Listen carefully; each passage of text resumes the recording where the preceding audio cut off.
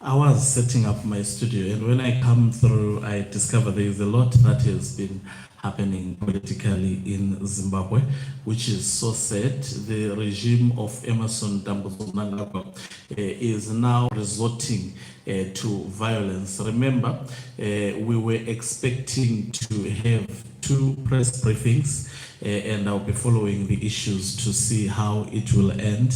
And the first press briefing, in fact, they were going to run concurrently, both in Bulawayo as well as and in Harare specifically, the press briefing was supposed to be held at Seps Trust. That is the place of Ipo Mandaza, as well as also in Bulawayo. The other press briefing was supposed to be held. I'm not so sure whether it's still going on. We'll be tracking this news, but the latest development is that the regime is resorting to violence, and this explains that Mnangagwa is under pressure and he is trying to push so hard and unfortunately endangering the lives of those who are resisting Mnangagwa's 2030 bid. Greetings and welcome on your lovely channel, the Hlonipani Global News. If you're watching us for the very first time, please do remember to press the red or black subscribe button so that next time when we beam live, you become the very first one to watch us. It's actually disheartening hearing the distressing news indeed from Dr. Ipo Mandaza of Seps Trust. Actually, I read what I saw from Hopel Chinono, this story. He says, he informed me that the seminar room, which was meant to be used today for a press conference by a civil society group of Zimbabweans opposed to President Mnangagwa's 2030 term extension, was banned shortly after midnight. Seps Trust. The arson attack reportedly carried out by 4 men included the abduction of the security guard on duty who had not yet been found.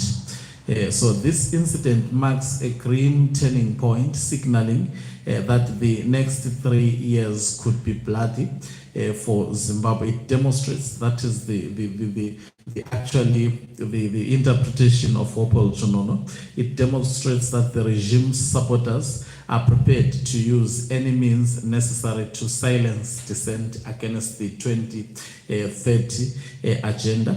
A path, anyway, I think we have heard about the Seps, but there is also another incident that has come through. The home of Gilbert, that is Bwende, a member of the Constitutional Defense Forum, was burned down in the early hours of this morning in Highfield by yet unidentified thugs again. The attack took place at around 1:30 in the morning.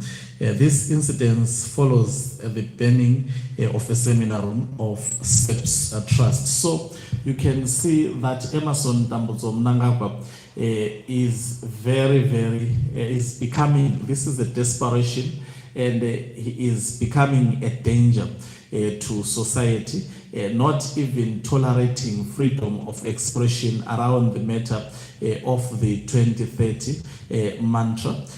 So this is quite bad.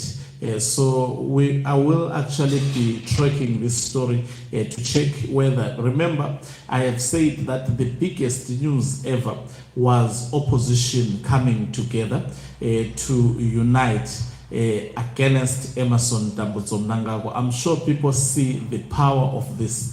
We have been saying if opposition come with one voice, because at the moment, as much as they may have actually diverse political ideologies, the situation at the moment affects everyone who is currently a leader of the opposition party, because if 2030 is to be achieved, it means that the soul of the nation, which is the constitution, would have been harmed by Emmerson Mnangagwa, and the hope of opposition political parties surviving from now on up to 2030 would be quite slim. So the regime, instead of actually allowing dissenting voices, it is going against dissenting voices. So we've seen the homes of people who are standing firm against Emmerson Mnangagwa's 2030 mantra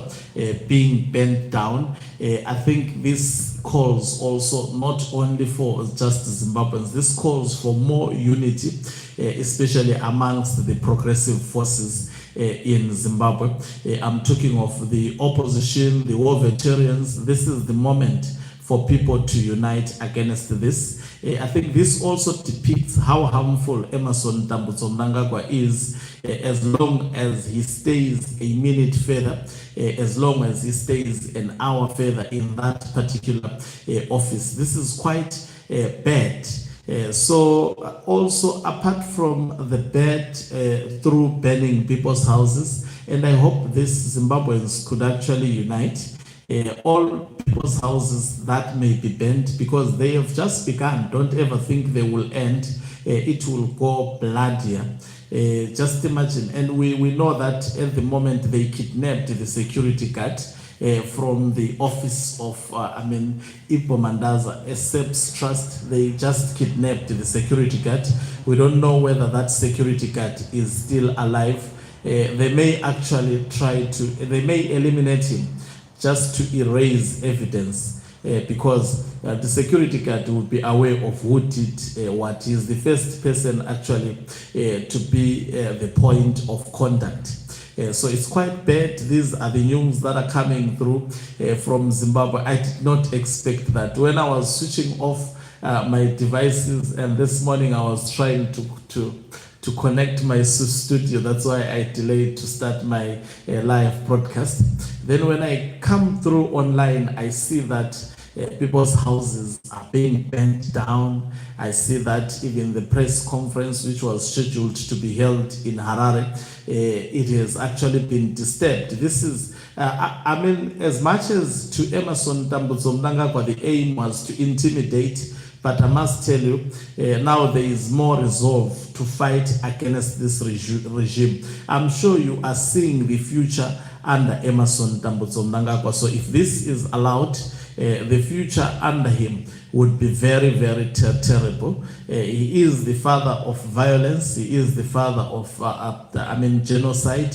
He is the father of poverty. He is the father of all wrongdoing that is currently ongoing. He is the father of manipulating the state institutions to carry a nefarious agenda. And we know that as long as he is still in charge, we may not be aware of who did this, and I know that the intelligence of Blessed Geza may have been also working on ground. It will be quite interesting for him now at the moment to come through and say something about this situation, because now all voices should actually voice concern. This should not be tolerated any further. Mnangagwa should not continue be scoring whilst the other side is at the receiving end.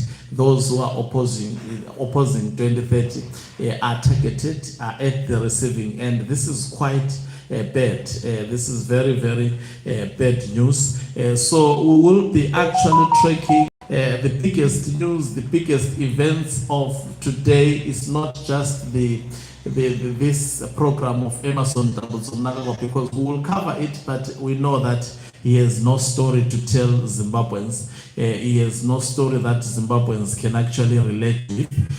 And at the moment, it's just one of the activities of ZANU-PF, nothing more or nothing less than this.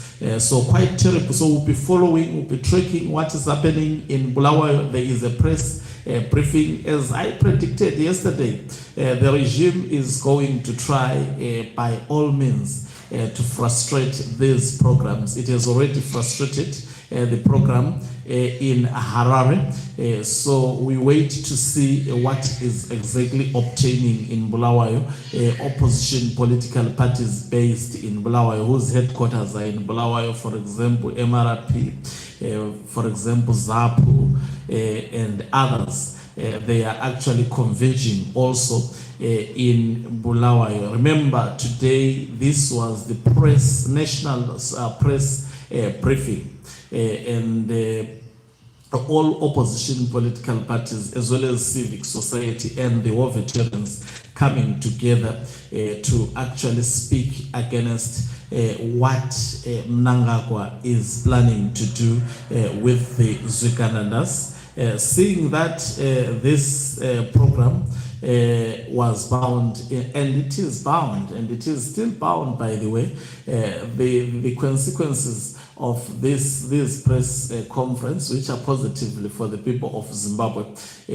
I mean, now it has made, if there is anything, I think if these opposition political parties are led by real politicians, now they should have resolve to actually continue the agenda of what they were going to do today. Quite bad and terrible, but it is happening. The Seps Trust offices burned down, and also the house of it's called what?